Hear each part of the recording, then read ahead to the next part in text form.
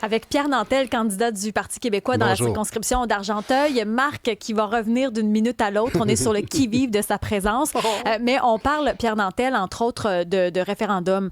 Mais outre ça, quelles sont les priorités du Parti québécois? Parce que quand je regarde les différentes questions des auditeurs sur la messagerie, que ce soit Pierre, que ce soit Éric ou Maxime, il y en a plusieurs qui vont dire, OK, mais le Parti québécois se positionne où? Sur l'économie, sur la santé, sur l'éducation? Est-ce qu'il n'y a pas d'autres priorités que le référendum? Bien, c'est bien évident que quand on regarde la gouvernance en général, ça fait appel à la gestion du quotidien du monde. Quand j'étais au fédéral, c'était beaucoup plus éloigné. Quand on tombe du côté de Québec, c'est beaucoup plus concret. On parle, par exemple, je me suis envenu hier sur Notre-Dame, la crise de l'itinérance. C'est spectaculaire. Ça, on en parle, mais c'est comme s'il n'y a rien qui bouge. Bien, il faut créer des endroits pour les accueillir. Il faut soutenir le milieu communautaire. Je ne sais pas si tu te rappelles qu'au printemps dernier, il y avait la campagne du communautaire à bout. Mm-hmm. Hein? Donc, tous les organismes communautaires qui ont fait pression, ont fait voir la qualité de leur service, leur présence dans le tissu social de chaque contrée, chaque ville.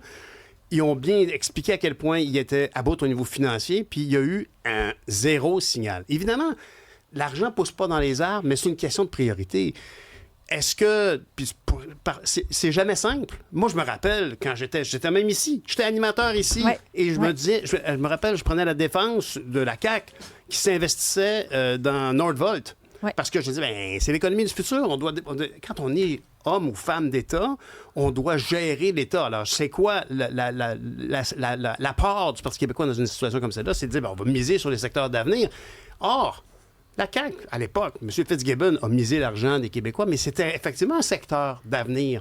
On doit travailler là-dessus, mais ceci dit, quand on le fait avec le sens des responsabilités, puis plus d'imputabilité, on n'arrive pas à des déficits et des pertes pareilles. Et c'est cet argent-là, imagine comment est-ce qu'on en aurait besoin quand on parle, par exemple, d'itinérance ou d'accès aux soins. Mais donc, vous parlez de filet social, ce serait ça l'une des priorités du Parti québécois? Bien, c'est absolument une priorité. Tu sais, l'inflation, la réalité, c'est quand tu vas faire l'épicerie, c'est pas compliqué. En gros, ça coûte 2 fois plus cher qu'il y a 5 ans pour un sac d'épicerie. Et ça, au Québec, on gère ça. Comment on fait quoi pour que ça change? Bien, c'est sûr qu'il faut soutenir nos producteurs locaux au maximum, puis il faut s'assurer de défendre des affaires qui nous importent beaucoup. La gestion de l'offre, ça nous importe beaucoup parce que ça maintient la qualité puis ça maintient les prix. Est-ce que les prix vont monter Pourquoi en ça n'existe pas tant que ça ailleurs puis que c'est donc important?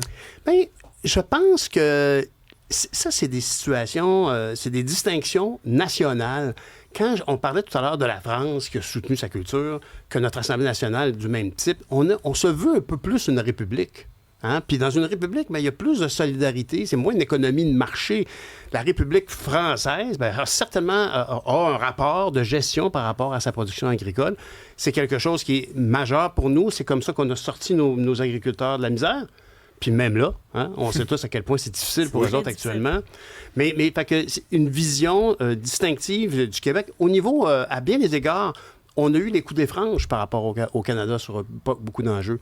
Mais récemment, on voit que les priorités québécoises sont pas mises de l'avant par les équipes de négociation. Mais concrètement, bien, c'est ça. C'est la gestion du pays avec une vision plus républicaine et non pas républicaine comme le parti politique. Non. Dans la définition. République. Oui.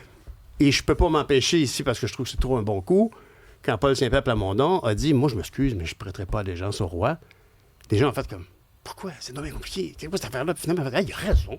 Hey, moi, la reine Élisabeth, j'aimais bien ma grand-mère, là, un peu sévère sur mes 25 cents puis mes 20 piastres. Mais là, le roi Charles, là, non.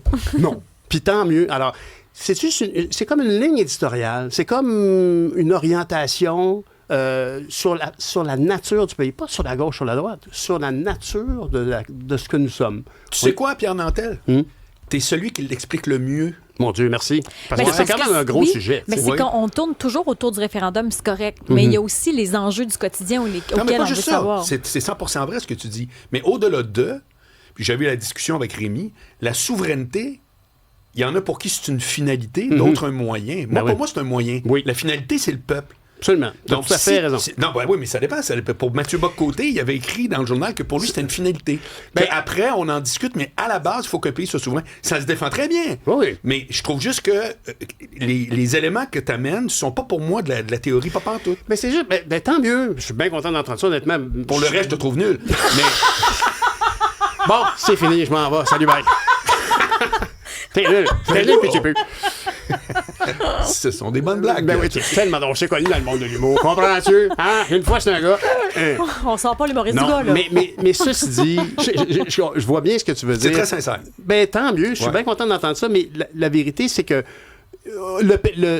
d'arriver à un pays... Moi, je ne fais pas partie de ces gens qui voient l'indépendance du Québec avec émotion. Moi, inévitablement, oui, c'est un projet qui est inspirant. Moi, j'ai beaucoup essayé du côté du bourriste numéro 2. Hein. OK. Tu sais, moi, au NPD, là, j'étais là, puis j'ai tout fait pour donner l'exemple d'un député d'un parti fédéral pan-canadien qui comprend et défend la distinction du Québec. Puis je pense, et j'ai été très critique là-dessus, puis je le maintiens, tous les députés fédéraux qui représentent le Québec devraient défendre la distinction québécoise comme, peut-être pas la souveraineté du Québec. Non, je te suis. Mais comment expliquer que les conservateurs de la région de Québec ont voté contre les lois dont on parlait tout à l'heure pour la protection de la culture? C'est 10 et 11. Hey! Ils ont voté contre ça. Mais c'est incroyable. Tu marches sur ton drapeau. Mais là, qu'est-ce que vous faites? Parce qu'on ramène ça à la culture. Mais qu'est-ce que vous faites pour l'éducation, pour la santé, qui sont des enjeux? L'économie va être au cœur de la campagne, assurément aussi. Ben, c'est clair. Puis, je veux dire, honnêtement, on le voit actuellement. La priorité en ce moment, évidemment, c'est la question de Trump. Tout le monde a ça sur le bout des lèvres. Tout le monde a peur de cette situation-là. La gestion des tarifs et tout ça, c'est majeur. Au niveau économique, ce qui me rassure, moi, c'est de voir, par exemple, que des gens comme Yannick Godbout, qui travaille chez Desjardins, a été représentant du Québec à l'étranger, va pouvoir consolider notre expertise et bâtir une vision, une approche propre au Parti québécois sur la défense des intérêts dans les négociations. Au niveau économique, c'est quand même, comment dire, s'il y a quelqu'un à qui le Québec doit beaucoup, c'est bien Jacques Parizeau. Hein? Au niveau de la défense, de la finance au Québec, la haute finance, la caisse de dépôt. Alors, c'est comme une fierté qui s'ajoute à la gestion. Je veux bien faire une négociation avec toi, mais je vais toujours... Il y a des principes sur lesquels je ne marcherai pas. Alors, cette approche-là, on va l'amener partout, et je pense même qu'au niveau économique, la négociation avec le Canada, et pas dans un pays indépendant, là. Je parle que Québec, comme province du Canada, avec un gouvernement du Parti québécois, je pense qu'Ottawa va écouter un petit peu plus.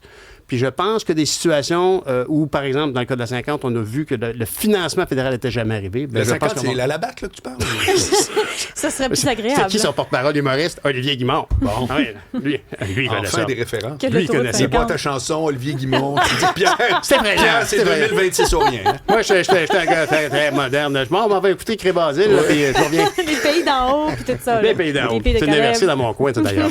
Mais cette vision-là, la gestion, les gens s'attendent du gouvernement, et d'ailleurs, partout au Canada, les gens voient le gouvernement du côté de Ottawa.